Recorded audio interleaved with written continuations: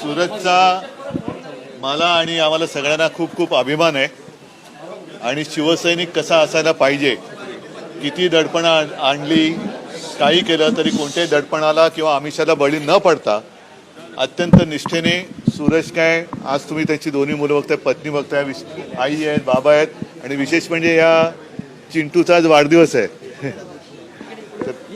तर आज त्याच्या बरोबर वाढदिवसाच्या दिवशी त्याचे पप्पा घरी आलेले आहेत आणि मला खरंच सूरज तुझ्या सर्व कुटुंबाचा अभिमान आहे. नाही, आता जास्त प्रेस कॉन्फरन्स करण्याची आवश्यकता नाही. आज खूप आनंदाचा एक क्षण आहे.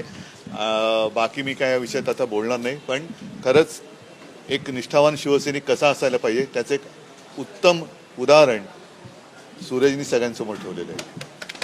आणि सगळेच लोक काही विकाऊ किंवा गद्दार होऊ शकत नाही हे एका कडवट कट्टर सच्च्या शिवसैनिकाने दाखवून दिलेलं आहे.